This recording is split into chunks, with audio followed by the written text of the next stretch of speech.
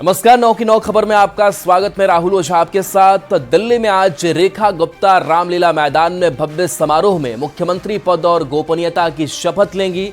दोपहर 12:35 पर रेखा गुप्ता सरकार का शपथ ग्रहण होगा। इस भव्य समारोह में प्रधानमंत्री नरेंद्र मोदी, कई केंद्रीय मंत्री समेत 30,000 से ज्यादा मेहमान शामिल होंगे।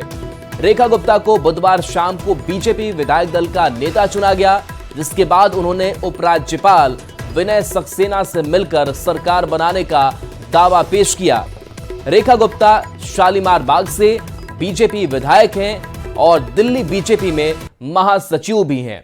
रेखा गुप्ता दिल्ली की चौथी महिला मुख्यमंत्री होंगी। उनसे पहले सुषमा स्वराज, शीला दीक्षित और आतिशी दिल्ली की सीएम रह चुकी हैं।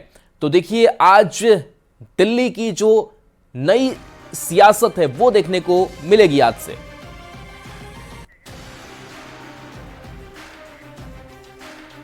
तो देखिए, आज शपथ ग्रहण होना है और शपथ ग्रहण के साथ साथ बता दें कि 6 और जो चेहरे हैं वो मंत्री के तौर पर शपथ लेंगे। तो देखिए, राज्याभिषेक की पूरी तस्वीर क्या है, पूरा शेड्यूल क्या है, वो भी समझने की कोशिश करते हैं। तो सुबह 11 से 12 बजे के बीच राज्याभिषेक जो है वो किया जाएगा। मेहमानों का जो आगमन है वो भी होगा।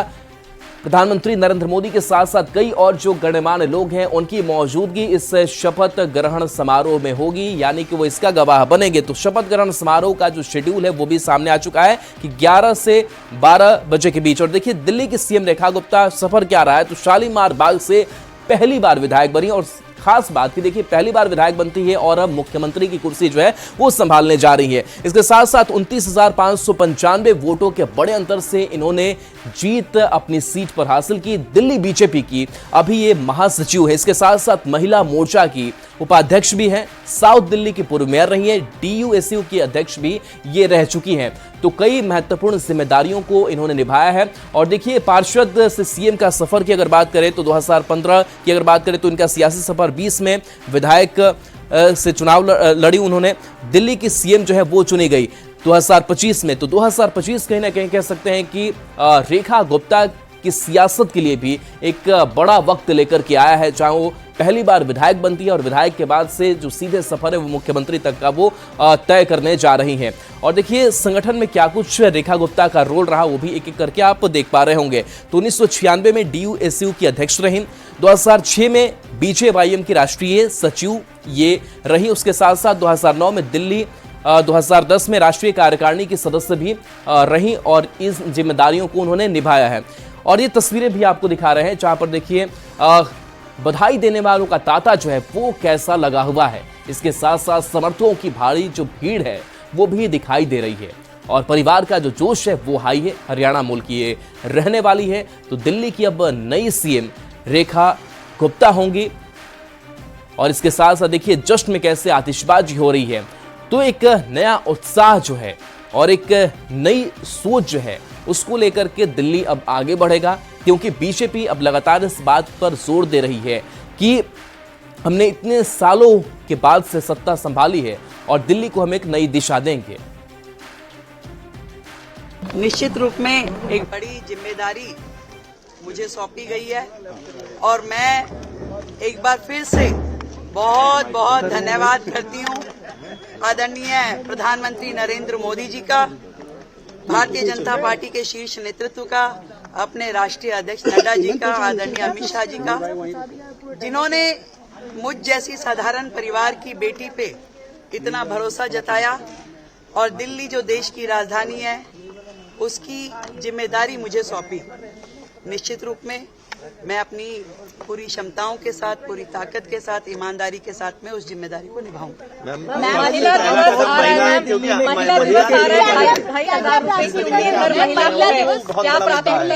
देखिए, मेरे दिल्ली के लिए 2 प्राथमिकताएं हैं। पहली प्राथमिकता जो दिल्ली से के लिए हमने कमिटमेंट्स की हैं अपनी सरकार की ओर से, उन सारी कमिटमेंट्स को पूरा करना। दूसरा, आदरणीय प्रधानमंत्री नरेंद्र मोदी जी ने जो दिल्ली के लिए विजन दिया है, उस विजन को साकार करने में टीम मोदी बन के हमारे 48 के 48 विधायकगण काम करेंगे और टाइम बाउंड तरीके से एक एक कमिटमेंट जो हमने जनता से की है उसे पूरा किया जाएगा। मैम, चौथी मुख्यमंत्री बनी हैं आप, आतिशी, मैम, कभी अरविंद केजरीवाल सोचा था सबने आपको शुभकामनाएं दी हैं। मुख्यमंत्री बनेंगी? नहीं, जीवन में कभी नहीं ऐसा सोचा था। और जब भी मैं सुनती थी बड़े नेताओं की कहानी और जब वो कहते थे कि साधारण पृष्ठभूमि से आज वो शीर्ष नेतृत्व तक पहुंचे हैं, तो मालूम नहीं था कि कैसा लगता है। पर आज दिल्ली की मुख्यमंत्री के रूप में जिम्मेदारी पा करके मैं समझ पा रही हूँ कि भारतीय जनता पार्टी में नरेंद्र मोदी जी हैं तो मुमकिन है। अब दिल्ली में बीजेपी के इस नए दांव को समझते हैं। तो रेखा गुप्ता की अगर बात करें तो रेखा गुप्ता महिला के साथ ओबीसी समुदाय से आती हैं। मध्य प्रदेश के सीएम मोहन यादव भी ओबीसी ही हैं। राजस्थान के मुख्यमंत्री की बात करें यानी कि भजनलाल शर्मा ब्राह्मण जाति से आते हैं, महाराष्ट्र में आते हैं। तो देवेंद्र फडणवीस भी ब्राह्मण जाति से ही सीएम हैं। और देखिए बिहार कनेक्शन क्या है इसका, तो बिहार में इसी साल विधानसभा का चुनाव है। एनडीए के लिए महिलाएं कोर वोटर मानी जाती हैं। बिहार में महिला ही गेम चेंजर मानी जाती है और नीतीश की फेवरेट है। और ऐसे में दिल्ली में महिला को कमान देकर बीजेपी ने बड़ा संदेश दिया है। साफ संकेत है कि किसी भी योग्य उम्मीदवार को मुख्यमंत्री बनाया जा सकता है। बीजेपी ने दिल्ली के दांव से बिहार तक की सियासत को साधा है। इसलिए माना जा रहा है कि इस सियासी दांव के पीछे भी कई परतें हैं और किस तरीके से बीजेपी की सियासत और चमके और दमके, इसकी पूरी जो कोशिश कवायद है वो राजधानी दिल्ली से की गई है। तो देखिए आज रेखा गुप्ता सीएम पद की शपथ लेंगी और दिल्ली की चौथी महिला सीएम होंगी रेखा गुप्ता के साथ 6 मंत्री भी शपथ लेंगे जिनके नाम सामने आ चुके हैं। अधिसूचना जिसकी जारी हो चुकी है। परवेश वर्मा जिन्होंने अरविंद केजरीवाल को हराया वो मंत्री पद की शपथ लेंगे यानी कि रेखा कैबिनेट का वो हिस्सा होंगे। ये अधिसूचना जो जारी की गई है, एक एक जो लिस्ट सामने आई है वो लिस्ट भी हम आप तक पहुंचा रहे हैं। परवेश वर्मा के अलावे मनजिंदर सिंह सिरसा, तीसरा जो नाम है वो आशीष सूद, पंकज सिंह, रविंद्र इंद्राज भी मंत्री बनेंगे। इसके साथ एक और बड़ा नाम कपिल मिश्रा के तौर पर जो मंत्री पद की आज शपथ लेंगे। तो यह अधिसूचना भी जारी की गई है। बीजेपी खेमे में काफी उत्साह जो है वो देखने को मिल रहा है क्योंकि काफी लंबे वक्त के बाद जो है वो बीजेपी इस बार सत्ता में आई और बहुमत और प्रचंड बहुमत के साथ जीत हासिल की। और इसके बाद से लगातार इस बात की चर्चा होती रही कि अब दिल्ली का सीएम कौन होगा। लेकिन जैसा कि जाना जाता है कि बीजेपी हर बार चौंकाने वाले जो नाम है वो सामने लाती है। प्रधानमंत्री नरेंद्र मोदी भी इसी के लिए जाने जाते हैं कि उनके मन में क्या चल रहा है, वो अचानक कौन सा फैसला करेंगे और किस तरीके से बीजेपी को आगे लेकर के जाएंगे, ये कोई नहीं जानता है। तो देखिए दिल्ली के शालीमार बाग से विधायक रेखा गुप्ता दिल्ली की चौथी महिला मुख्यमंत्री होंगी। उनसे पहले बीजेपी से हैं सुषमा स्वराज, कांग्रेस की शीला दीक्षित और आम आदमी पार्टी से आतिशी दिल्ली की सीएम रही हैं। तो देखिए अगर बात करें सुषमा स्वराज जो पहली महिला सीएम बनी और उनका जो कार्यकाल है वो अक्टूबर 1998 से दिसंबर 1998 का रहा, बहुत सारे दिन का नहीं रहा। दूसरी महिला सीएम शीला दीक्षित की अगर बात करें तो 1998 से 2013 बहुत लंबा सफर और कई जो टर्म है वो उन्होंने पूरे किए, 15 साल इन्होंने पूरे किए। इसके साथ साथ आतिशी की अगर बात करें तो जब अरविंद केजरीवाल जेल गए तो आतिशी ने इस कुर्सी को संभाला और तीसरी महिला सीएम बनी। और आज जो शपथ ग्रहण होना है, आज जो एक नई तस्वीर दिल्ली से निकल करके सामने आनी है वो अब रेखा गुप्ता की होगी। तो रविशंकर प्रसाद ने रेखा गुप्ता के नाम का ऐलान किया और उन्हें बधाई दी। साथ ही बीजेपी सांसद बांसुरी स्वराज ने इसे दिल्ली के विकास का एक नया अध्याय बताया है। बहुत सम्मान करना चाहता हूं, सर्वानुमति से, प्रेम भाव से और सद्भावना से रेखा गुप्ता जी का सर्वानुमति से निर्वाचन हुआ नेता के रूप में। प्रवेश वर्मा जी, विजेंद्र गुप्ता जी, सतीश उपाध्याय जी ने प्रस्ताव किया, तीनों वरिष्ठ नेता हैं। 9 लोगों ने उसको सेकंड किया और एक नए संकल्प के साथ दिल्ली के विकास का काम होगा। एक नया अध्याय आदरणीय प्रधानमंत्री श्री नरेंद्र मोदी जी के कुशल नेतृत्व में रेखा गुप्ता जी रेखांकित करें। मेरा मन प्रफुल्लित हो उठा है। आदरणीय बड़ी बहन रेखा गुप्ता जी को बहुत बहुत बधाई हो। कुछ और खबरों की बात कर लेते हैं। बंगाल की मुख्यमंत्री ममता बनर्जी ने महाकुंभ को लेकर के विवादित बयान दे दिया है, जिस पर सियासी गलियारे में उनका विरोध शुरू हो गया है। तो आम लोग भी ममता बनर्जी के इस बयान पर अलग अलग प्रतिक्रिया दे रहे हैं। कटिहार रेलवे स्टेशन पर कुछ श्रद्धालुओं ने कहा कि ममता बनर्जी के राजनीतिक पतन का वक्त आ गया है, तो कुछ लोग इसे तुष्टीकरण का आरोप लगा रहे हैं। प्रयागराज महाकुंभ में राजनीतिक बयानबाजी के बीच लोग किस तरह से इन बयानों को देख रहे हैं, जरा कटिहार स्टेशन से समझने की कोशिश करते हैं। बंगाल के मुख्यमंत्री का जो बयान आया है प्रयागराज महाकुंभ को लेकर, जो लोग हैं कुंभ यात्रा में, जरा बात कर लेते हैं इस बयान को किस तरह से देख रहे हैं। बंगाल के मुख्यमंत्री मृत्यु कुंभ बता रहे हैं, किस तरह से देख रहे हैं आप लोग कुंभ यात्री इस बयान को? हम देख रहे हैं, हम लोग देख रहे हैं वो एकदम सरासर जो है गलत कर रही है, और जो हम लोगों को सनातनी पर अटैक कर रही है, इसलिए उसको क्या होना चाहिए उनके लिए क्या कहेंगे? उनके लिए आप तो राजनीति वाले हैं, लेकिन राजनीति पर से उसे हिंसा कर रहा है, जो दमन जो हम लोगों को सनातनी पर कर रहा है, उसको रोकना चाहिए।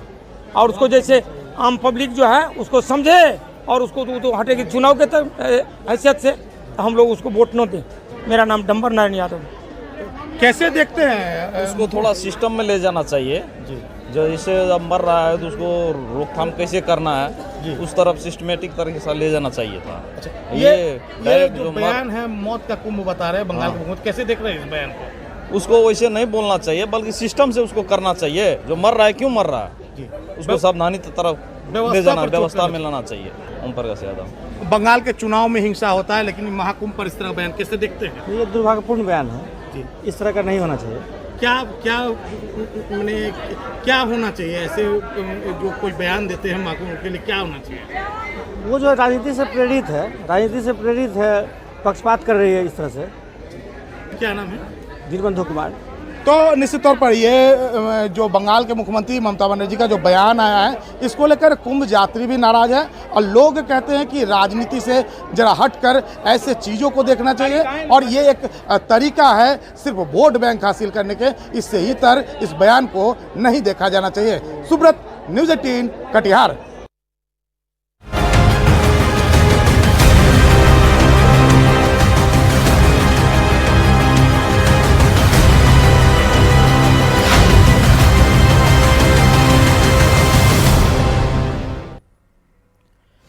नवादा में भी महाकुंभ जाने वाली ट्रेनों का वही हाल है। श्रद्धालुओं की संख्या में कोई कमी नहीं दिख रही। किऊल से कुंभ स्पेशल ट्रेन चलाई जा रही है, लेकिन भीड़ का यह आलम है कि ट्रेन में पैर रखने तक की जगह नहीं है।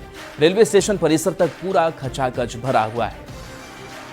तो देखिए, अलग अलग स्टेशनों से ऐसे ही तस्वीर लगातार निकल करके सामने आ रही है, और जैसे जैसे अब इस महाकुंभ का करीब वक्त आ रहा है कि महाकुंभ अब खत्म होने के कगार पर है, लेकिन इन सब के बीच भीड़ जो है वो काफी ज्यादा बढ़ती जा रही है। अनिल विशाल ने जायजा लिया है। अपने अंतिम समय में पहुंच गया है, मगर लोगों का आस्था जो है वो कहीं से कम नहीं हुआ है। इस वक्त हम तस्वीर आपको नवादा रेलवे स्टेशन का दिखा रहे हैं, जहां पे कुंभ स्पेशल एक ट्रेन को चलाया जा रहा है, जो किऊल से प्रयागराज तक जाएगी। मगर भीड़ इतनी ज्यादा है कि लोग पहले से ही उस ट्रेन में पूरा फुल होकर आ रहे हैं, और कहीं भी पैर रखने की जगह नहीं है, और जितनी भीड़ ट्रेन के अंदर है उससे डबल भीड़ जो है वो स्टेशन पर है। और आलम यह है कि यहाँ पे जो भी व्यवस्था की गई थी प्रशासन की तरफ से, वो सारे फेल हुए हैं, क्योंकि अंदर ट्रेन में पहुंचने की कोई भी जगह नहीं है। और आप तस्वीर के माध्यम से देखिए कि किस तरह से उस गेट पे लोग लटके हुए हैं, मगर उन्हें अंदर जाने का एक भी नहीं मिल पा रहा है, क्योंकि अंदर एक भी जगह खाली नहीं है। श्रद्धालु लोग का मदद कर रहे हैं, क्योंकि हमको इससे पुण्य मिलेगा। अगर ये लोग नहाएंगे, उसका थोड़ा बहुत श्रेय भी हमको मिल सकता है, तो बस हम इसमें खुश हैं। कोई परेशानी नहीं, सब लोग खुश है, बस थोड़ा सा असुविधा हो रहा है क्योंकि ट्रेन कम है और लोग को ज्यादा है। उस हिसाब से जो है सबको अरेंज कर रहे हैं, किसी लोग खिड़की के द्वारा तो किसी को गेट के द्वारा, जितना हर संभव मदद हो पा रहा है हम कर पा रहे हैं। आम लोग हैं उनका सभी की यही समस्या है कि भीड़ जो है यहाँ पे, देखिए फोर्सेस भी यहाँ पे आए हैं जिन्हें ये कहा जा रहा है कि दरवाजा को खोलिए, मगर दरवाजा जो है वो अंदर से नहीं खोला जा रहा है, जिस कारण जो यात्री जो है यहाँ पे नहीं चढ़ पा रहे हैं। आप जैसा कि देखिए ट्रेन जो है वो खुल चुकी है और लोग जो है गेट पे ही लटक के जा रहे हैं, क्योंकि ये तस्वीर अपने आप में काफी रिस्की है, क्योंकि कतई इस तरह से जर्नी नहीं करना चाहिए। मगर हालांकि यहाँ पे पुलिस जो है कोशिश कर रही है कि लोग इस स्थिति में ट्रेन में ना चढ़े, मगर लोगों की भीड़ जो है काफी है और लोग जो है वो कहीं भी मानने को तैयार नहीं है। और न्यूज 18 भी आप सभी से यही अपील करता है कि रिस्क लेकर ट्रेन में जर्नी ना करें। लाइव रहेगी तो आप कई कुंभ में स्नान करेंगे, मगर इस तरह से लाइफ को रिस्क में ना कर कुंभ स्नान को ना जाए। Anil Vishal, news 18 Nawada. Buxar railway station पर भीड़ नियंत्रण को लेकर जिला प्रशासन और रेल प्रशासन लगातार मॉनिटरिंग कर रहा है। डीएम अंशुल अग्रवाल और एसपी शुभम आर्य ने खुद रेलवे स्टेशन पहुंचकर रेल प्रशासन के साथ पूरे स्टेशन परिसर का निरीक्षण किया।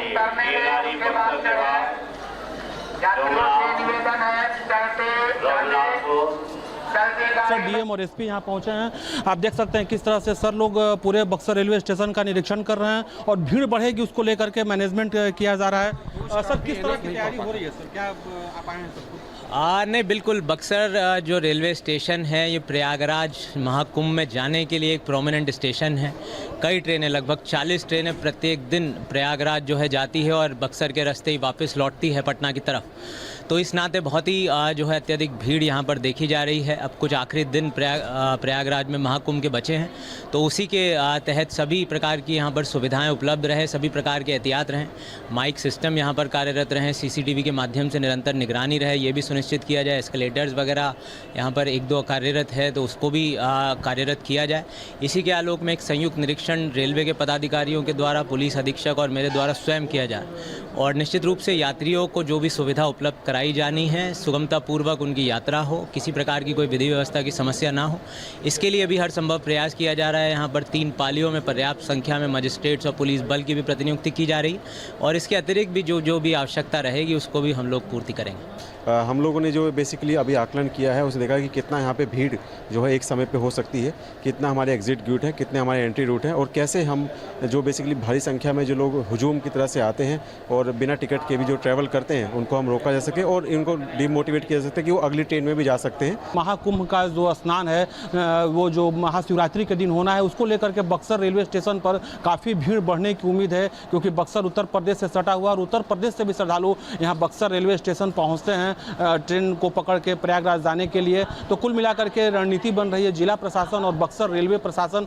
संयुक्त रूप से रणनीति बना रही है कि किस तरह से क्राउड मैनेजमेंट को मैनेज किया जाए ताकि लोग सकुशल प्रयागराज महाकुंभ जा सकें। पुष्पराज, न्यूज़ 18 बक्सर। दानापुर में न्यूज 18 की खबर का असर हुआ है। अब रेलवे प्रशासन टिकट चेकिंग कर और कतारबद्ध तरीके से ट्रेनों में यात्रियों को चढ़ाने में जुट गया है। रिजर्व बोगी में टिकट जांच कर उन्हें चढ़ाया जा रहा है। जनरल बोगी में कतारबद्ध तरीके से यात्रियों को बिठाया जा रहा है। हालांकि भीड़ अभी भी कम नहीं हुई है, लेकिन भीड़ कंट्रोल करने के लिए प्रशासन पूरी कोशिश कर रहा है। जी, इस बार 144 वाला कुंभ लगा हुआ है। पूरे परिवार के साथ? जी, पूरे परिवार है। सासू माँ है, ये देवर हुई है, ये बच्ची हुई, मेरी मम्मी उधर है। भीड़ ज्यादा नहीं है, दिक्कतें नहीं हो रही? भीड़ है भैया, पर आस्था इससे भी बढ़कर है। नहाने के लिए लोग मतलब भीड़ का कोई मायने नहीं रख रहा है। भीड़ तो है, लेकिन क्या करें, कोई भी धाम बिना कष्ट किए धाम पे जाने का मजा नहीं है। अकेले जा रहे हो? नहीं, हमारे मम्मी पापा है। हाँ, अकेले जा रही है? हाँ, मेरे पति है, बहू है, पोती है, नंदीन है। हम अकेले कैसे जा रहे हैं? पूरे परिवार के साथ जा रहे हैं। डुबकी पोता पोती सब है, बेटा। हम अकेले चले जा रहे हैं। हम चलेंगे तो कंट्रोल करना चाहिए ना। खबर भागलपुर से है, जहां विदेशी पर्यटक रास्ता भटककर नौगछिया के बलहा गांव पहुंच गए। विदेशी पर्यटक गूगल मैप के जरिए NH31 से खगड़िया के रास्ते पटना जा रहे थे, लेकिन रास्ता भटककर नौगछिया के बलहा गांव पहुंच गए। स्थानीय लोग विदेशी पर्यटक की भाषा समझ नहीं पा रहे थे। पर्यटक लगभग 2500 किलोमीटर ड्राइविंग कर राष्ट्रीय राजमार्ग 31 के रास्ते होते हुए खगड़िया पटना के लिए निकले थे। पर्यटक ऑस्ट्रेलिया से भारत घूमने के लिए आए हैं। यहाँ विदेशी यात्री आए हुए थे घूमने के लिए, वो रास्ता भटक गए थे। हम लोगों ने उनको मार्ग सही बताया और पुनः वो अपने रास्ते के लिए प्रस्थान हुए और हम लोगों ने उन्हें सराहना भी दिया, हम लोगों ने मिला भी उनसे और हाथ भी मिलाया। और चलिए न्यूज़ 18 बिहार झारखंड पर खबरें आपके लिए लगातार जारी है।